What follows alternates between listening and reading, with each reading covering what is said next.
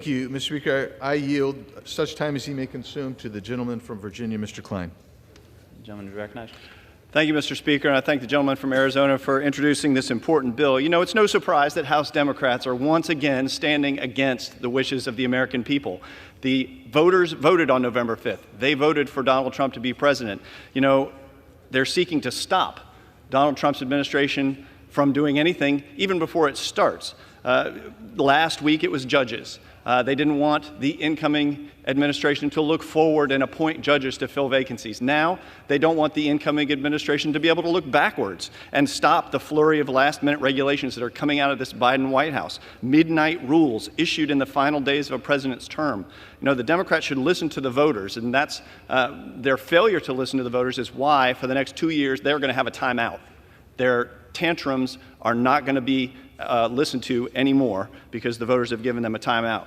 These rules, these midnight rules, are rushed through without sufficient review, public input, or thorough consideration of their economic impact, and they're politically motivated policies that may not reflect the will of the American people or the incoming administration. This bill addresses the problem by extending the window for congressional review of regulations after an administration's final year.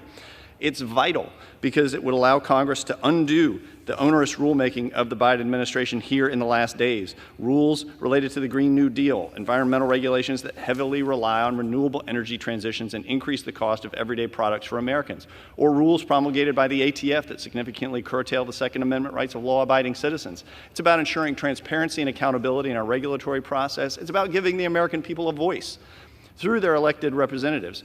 Note, they're elected representatives, preventing regulatory overreach by the vast bureaucracy and protecting our economy from last-minute policies that could have lasting impact on tax-paying Americans. I support this important legislation and encourage my colleagues to as well, and I yield back. Reserve. Gentleman